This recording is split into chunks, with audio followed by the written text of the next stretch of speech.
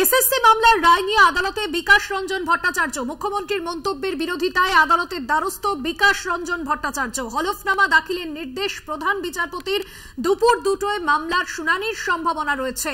কলকাতা হাইকোর্টের দ্বারস্থ বিকাশ রঞ্জন ভট্টাচার্য। মুখ্যমন্ত্রীর মন্তব্যের বিরোধিতায় আদালতের দ্বারস্থ এসএসসি মামলার রায় নিয়ে আদালতের দ্বারস্থ হয়েছেন বিকাশ রঞ্জন ভট্টাচার্য। মুখ্যমন্ত্রীর মন্তব্যের বিরোধিতায় আদালতে বিকাশ রঞ্জন ভট্টাচার্য। আপনাদের জানিয়ে রাখবো, এসএসসি মামলা নিয়ে, এসএসসি নিয়োগ দুর্নীতি মামলা নিয়ে যে গুরুত্বপূর্ণ রায় দিয়েছিল কলকাতা হাইকোর্ট, এবার আদালতে বিকাশ রঞ্জন ভট্টাচার্য।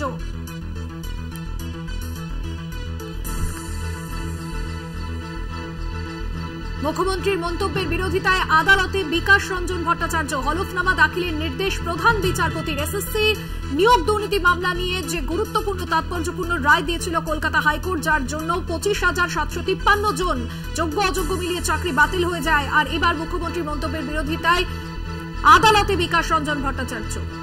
এই মুহূর্তে আমাদের সঙ্গে টেলিফোন লাইনে রয়েছেন সিপিএম নেতা বিকাশ রঞ্জন ভট্টাচার্য। আপনাকে স্বাগত জানাবো কলকাতা টিভিতে। বিকাশ রঞ্জন বাবু, আপনি মুখ্যমন্ত্রীর মন্তব্যের বিরোধিতায় কলকাতা হাইকোর্টের দ্বারস্থ হচ্ছেন, কি কি বিষয় তুলে ধরবেন আপনি কলকাতা হাইকোর্টে? ঠিকভাবে হাইকোর্টের প্রতি মানুষের অনাস্থা তৈরি করছেন।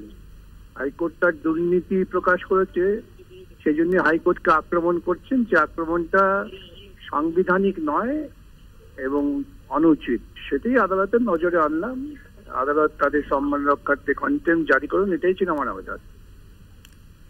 বেশ, অনেক ধন্যবাদ জানাবো আপনাকে। সিপিএম সাংসদ বিশিষ্ট আইনজীবী বিকাশ রঞ্জন ভট্টাচার্য ছিলেন আমাদের সঙ্গে ফোন লাইনে।